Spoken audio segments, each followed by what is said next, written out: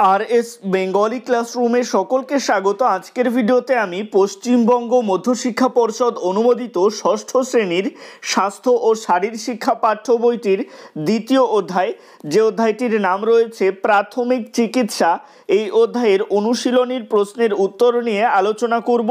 সুতরাং আমি চাইবো তোমরা ভিডিওটা স্কিপ না করে একদম প্রথম থেকে শেষ পর্যন্ত দেখো। এ প্রসঙ্গে বলে রাখি এই অধ্যায়ের অনুশীলনীর প্রশ্ন উত্তরের এটা পার্ট 2 এর ভিডিও।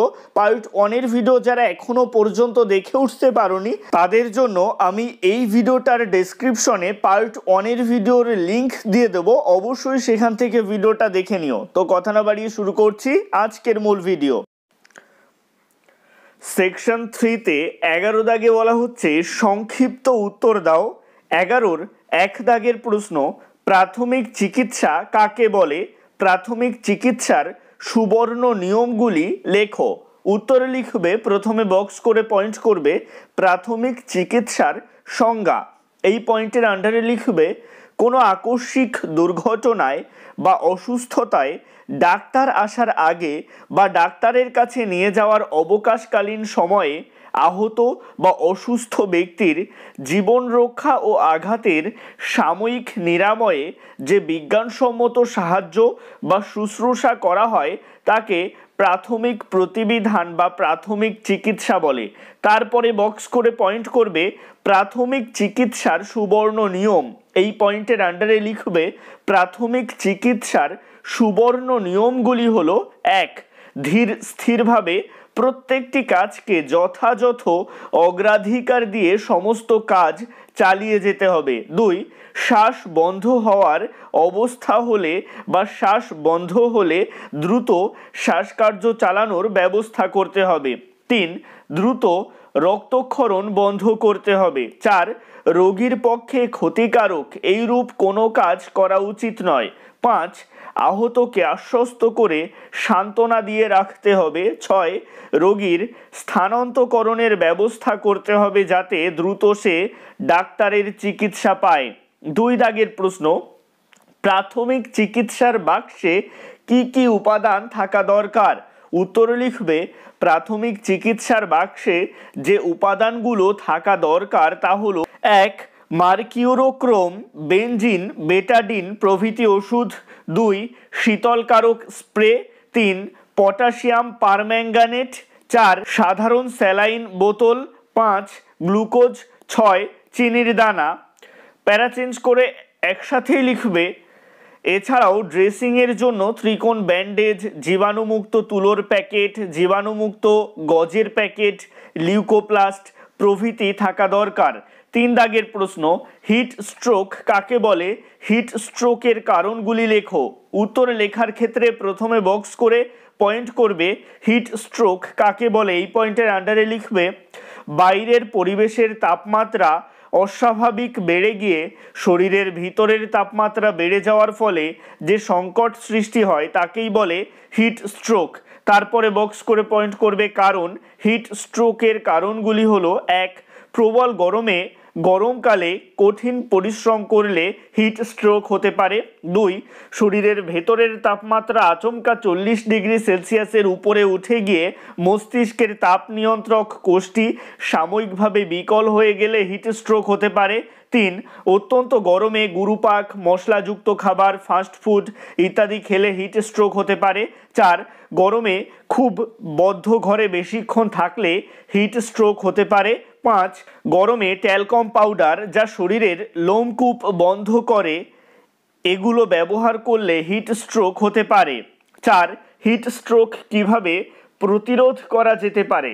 উত্তরে লিখবে, হিট স্ট্রোক প্রতিরোধ করতে গেলে আমাদের যা করণীয় তা হলো: 1. তাপপ্রবাহের সময় রাস্তায় বেরোনো এড়িয়ে চলতে হবে। 2. যতটা সম্ভব সুতির হালকা ঢিলেঢালা জামাকাপড় পরতে হবে। 3. রোদে বেরোনোর আগে পর্যাপ্ত পরিমাণে জল খেয়ে বেরোতে হবে। ঘরের বাইরে বেরোলে সবসময় নিরাপদ পানীয় জল সঙ্গে রাখতে হবে। 4. গরমকালে কিছুক্ষণ অন্তর ORS বা নুন চিনি মিশ্রিত নিরাপদ পানীয় জল বা ফলের রস পান করতে হবে। 5.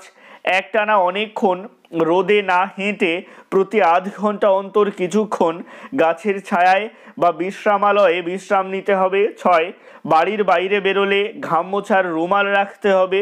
বাড়িতে তৈরি লস্যি, ঘোল, ফলের রস খেতে হবে। সর্বোপরি নিজের শরীরের সুবিধা অসুবিধার বিষয়ে নিজেকেই সচেতন থাকতে হবে। এবারে চলে আসছি সেকশন 4-এ। এখানে রয়েছে ব্যাখ্যামূলক প্রশ্ন। 1 দাগের প্রশ্ন, প্রাথমিক চিকিৎসা বলতে কি বোঝো? এটা কিন্তু একটু বড় করে লিখতে হবে। প্রথমে বক্স করে পয়েন্ট করবে প্রাথমিক চিকিৎসার সংজ্ঞা, এই পয়েন্টের আন্ডারে লিখবে কোনো আকস্মিক দুর্ঘটনায় বা অসুস্থতায় ডাক্তার আসার আগে বা ডাক্তারের কাছে নিয়ে যাওয়ার অবকাশকালীন সময়ে আহত বা অসুস্থ ব্যক্তির জীবন রক্ষা ও আঘাতের সাময়িক নিরাময়ে যে বিজ্ঞানসম্মত সাহায্য বা শুশ্রূষা করা হয় তাকে প্রাথমিক প্রতিবিধান বা প্রাথমিক চিকিৎসা বলে। তারপরে বক্স করে পয়েন্ট করবে লক্ষ্য, এর আন্ডারে লিখবে প্রাথমিক চিকিৎসার লক্ষ্যগুলি হলো: 1, আহত বা অসুস্থ ব্যক্তি বা ব্যক্তিবর্গের জীবন রক্ষা করা। 2, আহত বা অসুস্থ ব্যক্তি বা ব্যক্তিবর্গের অবস্থার আরোগ্য ত্বরান্বিত করা। 3, আহত বা অসুস্থ ব্যক্তির অবস্থার ক্রমোন্নতিতে জরুরিকালীন পরিষেবা প্রস্তুত রাখা। তারপরে বক্স করে পয়েন্ট করবে প্রাথমিক প্রতিবিধানের নীতি, এই পয়েন্টের আন্ডারে লিখবে আক্রান্তের কারণ জানতে হবে এবং দুর্ঘটনার স্থান থেকে অপসারিত করতে হবে। 2, আক্রান্তদের দ্রুত আরোগ্য লাভ একমাত্র লক্ষ্য হওয়া দরকার। 3, আক্রান্তদের চিকিৎসার প্রয়োজন অনুযায়ী প্রাধান্য দিতে হবে। 4, চিকিৎসার বা স্বাস্থ্যকেন্দ্রের সহায়তা না পাওয়া পর্যন্ত প্রাথমিক প্রতিবিধানকারীকে প্রাথমিক প্রতিবিধান চালিয়ে যেতে হবে। এবারে চলে আসছি 2 দাগের প্রশ্নে। এখানে বলা হচ্ছে ফার্স্ট এইড এর ইংরেজি অক্ষরগুলির আক্ষরিক অর্থগুলি কি লেখো। উত্তরে লিখবে ফার্স্ট এইড শব্দটির মধ্যেই প্রাথমিক চিকিৎসার অর্থ অন্তর্নিহিত আছে। এবারে পরপরে লিখবে এফ, ফার্স্ট মানে কি দ্রুত কাজ সম্পন্ন করা। আইতে ইনভেস্টিগেশন, এর অর্থ হচ্ছে অনুসন্ধান করতে হবে। আর রিলিফ অর্থাৎ আরামের ব্যবস্থা করতে হবে। এস, সিম্প্যাথি অর্থাৎ তার প্রতি সহানুভূতিপূর্ণ ব্যবহার করতে হবে। টি, ট্রিটমেন্ট অর্থাৎ প্রাকচারণ চালিয়ে যেতে হবে। এ, অ্যারেঞ্জমেন্ট প্রয়োজনীয় ব্যবস্থা গ্রহণ করতে হবে। আই, ইমিডিয়েট অর্থাৎ তৎক্ষণাৎ গুরুত্ব অনুযায়ী ব্যবস্থা নিতে হবে। ডি, ডিসপোজাল অর্থাৎ ছেড়ে দেওয়া, তাকে হাসপাতালে, ডাক্তারখানায় বা বাড়িতে পৌঁছে দিতে হবে। এবারে চলে আসছি 3 দাগে। এখানে বলা হচ্ছে প্রাথমিক প্রতিবিধানের লক্ষ্যগুলি আলোচনা করো। একটু আগেই আলোচনা করেছি। উত্তরে লিখবে প্রাথমিক প্রতিবিধানের লক্ষ্যগুলি হলো: 1, আহত বা অসুস্থ ব্যক্তি বা ব্যক্তিবর্গের জীবন রক্ষা করা। 2, আহত বা অসুস্থ ব্যক্তি বা ব্যক্তিবর্গের অবস্থার আরোগ্য ত্বরান্বিত করা। 3, আহত বা অসুস্থ ব্যক্তির অবস্থার ক্রমোন্নতিতে জরুরিকালীন পরিষেবা প্রস্তুত রাখা। এবারে চলে আসছি 4 দাগের প্রশ্নে। এখানে বলা হচ্ছে প্রাথমিক প্রতিবিধানের সুবর্ণ নিয়মগুলি বর্ণনা করো। এটা আমরা 11 দাগেও পেয়েছি। 11-র 1 দাগে আমরা এটা পেয়েছিলাম। তো ওইভাবেই উত্তরে লিখতে হবে। লিখবে প্রাথমিক চিকিৎসার সুবর্ণ নিয়মগুলি হলো: 1, ধীর স্থিরভাবে প্রত্যেকটি কাজকে যথাযথ অগ্রাধিকার দিয়ে সমস্ত কাজ চালিয়ে যেতে হবে। 2, শ্বাস বন্ধ হওয়ার অবস্থা হলে বা শ্বাস বন্ধ হলে দ্রুত শ্বাসকার্য চালানোর ব্যবস্থা করতে হবে। 3, দ্রুত রক্তক্ষরণ বন্ধ করতে হবে। 4, রোগীর পক্ষে ক্ষতিকারক এইরূপ কোনো কাজ করা উচিত নয়। 5, আহতকে আশ্বস্ত করে সান্ত্বনা দিয়ে রাখতে হবে। 6, রোগীর স্থানান্তরকরণের ব্যবস্থা করতে হবে যাতে দ্রুত সে ডাক্তারের চিকিৎসা পায়। এবারে চলে আসছি 5 দাগের প্রশ্নে। এখানে বলা হচ্ছে মার্কিউরোক্রোম সলিউশনের ব্যবহার সম্বন্ধে যা জানো নিজের মতো করে লেখো। উত্তরে লিখবে মার্কিউরোক্রোম সলিউশন একটি জীবাণুনাশক তরল ঔষধ। ঔষধটি লাল রঙের হয়, তাই আমরা একে লাল ঔষধ নামেই চিনি। আঘাতের ফলে সাধারণত কেটে যাওয়া বা ছড়ে যাওয়ার প্রাথমিক চিকিৎসায় এটি ব্যবহার করা হয়। এরপরে বক্স করে পয়েন্ট করবে ব্যবহারের নিয়ম, এই পয়েন্টের আন্ডারে লিখবে দিনে 3 বার আঘাতপ্রাপ্ত স্থানে ব্যবহার করা যায় এবং ব্যবহারের পর ক্ষতস্থান ড্রেসিং করে ঢেকে রাখতে হয়। 6, শীতলকারক স্প্রের ব্যবহার ও সুবিধা সম্বন্ধে তুমি যা জানো লেখো। উত্তরে লিখবে শিশুরা খেলাধুলা করার সময় কাটা ছেঁড়া ছাড়া পেশি বা হাড়ে আঘাত পেতে পারে, সেক্ষেত্রে স্থানটি ফুলে যন্ত্রণা হতে পারে। ওই যন্ত্রণা থেকে তাৎক্ষণিক মুক্তি দিতে শীতলকারক স্প্রে ব্যবহার করা হয়। এর সুবিধাগুলি হলো: 1. শীতলকারক স্প্রে আঘাতপ্রাপ্ত স্থানটিকে ঠান্ডা করে ও যন্ত্রণা দূর করে। 2.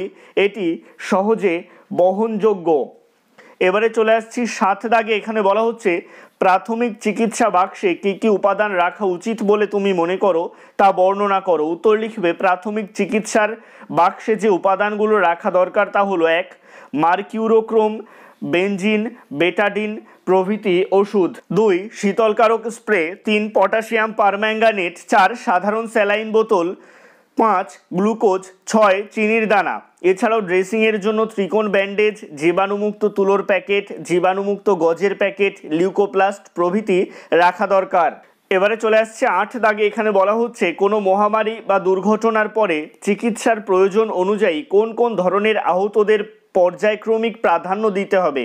উত্তর লিখবে কোনো মহামারী বা দুর্ঘটনার পরে চিকিৎসার প্রয়োজন অনুযায়ী যে ধরনের আহতদের পর্যায়ক্রমিক প্রাধান্য দিতে হবে তা হলো: 1. শ্বাসকষ্টজনিত অসুবিধা ও হৃদযন্ত্রের অস্বাভাবিকতাজনিত রোগ। 2. অত্যধিক রক্তক্ষরণ ও স্নায়বিক আঘাতপ্রাপ্ত ব্যক্তি। 3. অচৈতন্য ব্যক্তি। 4. বিষক্রিয়ায় আক্রান্ত ব্যক্তি। 5. মারাত্মক পুড়ে যাওয়া ব্যক্তি। 6. অস্থিভঙ্গ ও মস্তিষ্কের আঘাতপ্রাপ্ত ব্যক্তি। 7. স্বল্প অস্থিভঙ্গ ব্যক্তি। 8. স্বল্প রক্তপাত হচ্ছে এমন ব্যক্তি। এবারে চলে আসছি 9 দাগে। এখানে বলা হচ্ছে প্রাথমিক চিকিৎসার কাজগুলি পর্যায়ক্রমিক বর্ণনা করো। উত্তর লিখবে প্রাথমিক চিকিৎসার কাজগুলি পর্যায়ক্রমে এমন: 1. ধীর স্থিরভাবে প্রত্যেকটি কাজকে যথাযথ অগ্রাধিকার দিয়ে সমস্ত কাজ চালিয়ে যেতে হবে। 2. শ্বাস বন্ধ হওয়ার অবস্থা হলে বা শ্বাস বন্ধ হলে দ্রুত শ্বাসকার্য চালানোর ব্যবস্থা করতে হবে। 3. দ্রুত রক্তক্ষরণ বন্ধ করতে হবে। 4. অভিঘাত শক এর চিকিৎসা করতে হবে কৃত্রিম শ্বাস প্রশ্বাসের ব্যবস্থার মাধ্যমে। 5. রোগীর পক্ষে ক্ষতিকারক এইরূপ কোনো কাজ করা উচিত নয়। 6. আহতকে আশ্বস্ত করে সান্ত্বনা দিয়ে রাখতে হবে। 7. অপ্রয়োজনে রোগীর গায়ের বস্ত্র খোলা উচিত নয়। 8. জনতার ভিড় সরিয়ে দিয়ে হাওয়া বাতাসের প্রবাহ অব্যাহত রাখতে হবে। 9. আঘাতের কারণ অনুসন্ধান করতে হবে। 10. রোগীর স্থানান্তরকরণের ব্যবস্থা করতে হবে যাতে দ্রুত সে ডাক্তারের চিকিৎসা পায়। এবারে চলে আসছি 10 দাগের প্রশ্নে। এখানে বলা হচ্ছে তাপপ্রবাহজনিত অসুস্থতার উপসর্গগুলি বর্ণনা করো। উত্তরে লিখবে তাপপ্রবাহজনিত অসুস্থতার উপসর্গগুলি হলো: 1. বমি বমি ভাব থাকলেও বমি হয় না। 2. রোগী জ্ঞান হারাতে পারে। 3. হৃৎপিণ্ডের গতি বাড়ে, নাড়ি দ্রুত আর ক্ষীণ হয়ে যায়। 4. ঘাম বেরোনো বন্ধ হয়ে গিয়ে চামড়ার রং লালচে হয়ে যায়। 5. শরীরের জল কমে গিয়ে বিভিন্ন শারীরবৃত্তীয় প্রক্রিয়া বন্ধ হয়ে যায়। 6. শরীরে ঝিমুনি ভাব দেখা দেয়। 7. শরীর ঠান্ডা, স্যাঁতসেঁতে ও নিস্তেজ হয়ে যেতে পারে। 8. চলাফেরা করবার ক্ষমতা কমে যায় এবং ক্লান্তিতে শরীর দুর্বল ও অবশ হয়ে যায়। 9. এছাড়াও অতিরিক্ত ঘাম ও শরীরে জল কমে গিয়ে পেশিতে অনেক সময় টান বা খিঁচুনি দেখা দিতে পারে। একে হিট ক্র্যাম্প বলে। এবারে চলে আসছি 11 দাগের প্রশ্নে। এখানে বলা হচ্ছে তাপপ্রবাহজনিত অসুস্থতা কেন দেখা যায় ব্যাখ্যা করো। উত্তরে লিখবে প্রবল গরমে, গরমকালে কঠিন পরিশ্রম করলে, অনেক সময় রোদে থাকলে শরীরের ভেতরের তাপমাত্রা আচমকা 40 ডিগ্রি সেলসিয়াসের উপরে উঠে গিয়ে মস্তিষ্কের তাপ নিয়ন্ত্রক কোষটি সাময়িকভাবে বিকল হয়ে যায়, ফলে শরীরের তাপ বাইরে বেরোতে পারে না, শরীরে দুর্বলতা ও অস্থির ভাব দেখা যায়। এভাবেই বাইরের পরিবেশের তাপমাত্রা অস্বাভাবিক বেড়ে গিয়ে শরীরের ভেতরের তাপমাত্রা বেড়ে যাওয়ার ফলে যে সংকট সৃষ্টি হয় তাকেই বলে হিট স্ট্রোক। প্যারা চেঞ্জ করে একসাথেই লিখবে দিব্যি সুস্থ সবল মানুষও এতে মারাত্মক অসুস্থ হয়ে পড়েন, এমনকি মৃত্যু পর্যন্ত হতে পারে। শিশু ও পড়ুয়াদের ক্ষেত্রে এই বিপদ সবচেয়ে বেশি। 12 দাগের প্রশ্নে রয়েছে যে হিট স্ট্রোক থেকে বাঁচতে কী কী সতর্কতা অবলম্বন করতে হবে এ বিষয়ে একটি পোস্টার তৈরি করো। এটা তোমরা নিজেরা করবে। আর যেগুলো রয়েছে সেকশন 5-এ সেগুলো সব প্রজেক্টের কাজ, এগুলো তোমরা নিজেরা চেষ্টা করবে তোমাদের বিদ্যালয়ের নির্দেশ অনুযায়ী। আজকের ভিডিওটা এই পর্যন্তই। ভিডিওটা ভালো লাগলে অবশ্যই একটা লাইক করে দিও এবং একই ক্লাসের বন্ধুদের সাথে ভিডিওটাকে শেয়ার করতে ভুলো না। ভালো থেকো, সুস্থ থেকো সকলে, আর অবশ্যই RS বেঙ্গলি ক্লাসরুমের সাথে থেকো। সবশেষে একটাই রিকোয়েস্ট, এখনও পর্যন্ত যারা চ্যানেলটিকে সাবস্ক্রাইব করে উঠতে পারোনি তারা অবশ্যই চ্যানেলটিকে সাবস্ক্রাইব করে দিও এবং পাশে থাকা বেল আইকনটিকে প্রেস করে অল বাটনে ক্লিক করে দিও নতুন ভিডিওর আপডেট সবার আগে পেতে।